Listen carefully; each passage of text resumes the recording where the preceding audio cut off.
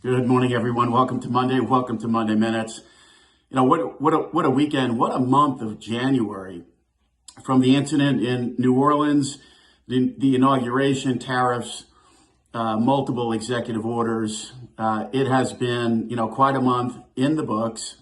AI, DeepSeek on top of that. So, it's been a myriad of events. The tariffs over the weekend. I mean, look, bigger than the president's 1.0 initiative, clearly, but certainly not a surprise. And we ourselves did question the timing on this, but I think the president is following through on what he says and has been saying. He's been very explicit.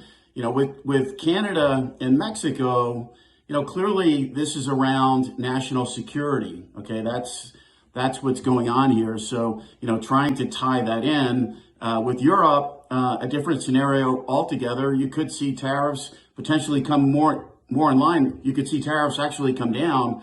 The goal there over time, I think, is to produce more energy here in the U.S. and export energy into that region. So there's a lot at play here. Clearly, the president saying he's going to speak to Mexico and Canada this morning. Not necessarily any sort of resolution, but look, tariffs are not a zero-sum game by any stretch of the imagination. And there certainly is a political narrative going on here in terms of what side of the aisle you necessarily fall on. But if you look at it objectively, it's not a zero-sum game. So if you look at the buckets, it could be a negotiating tool. It could be a revenue tool. There's an inflation component, potentially. There's also a growth component as well. So how all of those flow into this tariff narrative, I think, is unclear. I don't think anyone really has the answer. Certainly, if you go back to the president's first term, we didn't see inflation, right? But we were in a lower inflationary environment. So how much of these costs could get passed along? Who absorbs those costs over time? If you talk to people on the ground, if you talk to people that are negotiating goods that are coming in from other countries, they will tell you that it doesn't necessarily, 1 + 1 doesn't necessarily equal 2. And that's what we're working through, I think, short term. And look, there's going to be a ton of information out there on tariffs over the next, week to 2 weeks to month.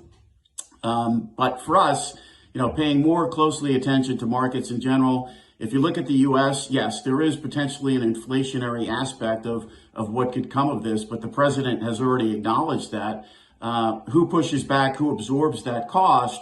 Certainly if the consumer pushes back, which they may, and Chair Powell referenced this in his presser last week, saying, they talk to people on the ground. The consumer has absolutely had it with inflation. If they push back, then it hits margins. And that has implications, obviously, for equities and certainly risk assets. But when you look at rates around the globe, what does it mean for Canada? What does it mean for Europe? Certainly growth component abroad in economies that are already weak and lowering rates officially. In the U.S., maybe a slight concern over inflation, maybe a little bit with growth. We're seeing that in the yield curve this morning. Obviously, the short end backing up here. The long end seems fairly well supported. So a bit of a bear flattening short term. But we get the Treasury's quarterly refunding announcement this week as well. It will be the first under newly appointed Treasury Secretary Bessent. And, certainly administration to administration, there has been a difference of opinion in terms of this overall deficit, what we utilize to fund that deficit, whether it comes more from the short end or the long end. There are risks with short end financing. We have seen bad scenarios, certainly with municipalities, where too much financing is on the short end of the yield curve. So there is a strong argument to term some of this debt out. Unfortunately, coming out of the pandemic, we had an excellent opportunity to do that because rates were excessively low. So the market's going to be paying close attention to this. There could be volatility in the yield curve. As a result of that, we're seeing a bear flattening today. But if more duration is going to hit the market and the new Treasury Secretary is going to look to term more of this debt out, certainly that duration potential hitting the market over time could re-steepen the curve out. So our theme short term is have an open mindset, stay involved, be nimble. but realize that no one has the complete answer right now. There's a lot of uncertainty in the market. There's a lot of uncertainty globally. There's a lot of uncertainty economically. There's a lot of uncertainty geopolitically. The Fed's decision, and we read through the transcript again last night, to sort of take a step back here, wait and see, is the prudent one. It's certainly something we've been advocating now for months.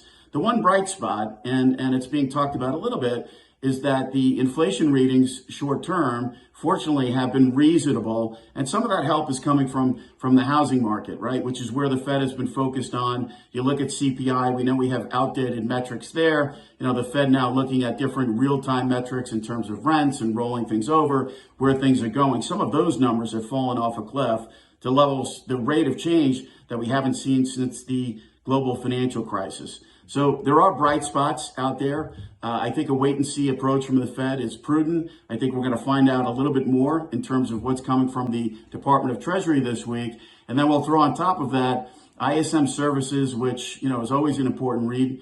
And we watch, obviously, very closely. You get the payroll number on Friday. We got the Treasury's quarterly refunding, and it's tariffs, tariffs, tariffs all week. There's going to be ad nauseum. There's going to be a ton of information out there, a lot of tariff experts out there.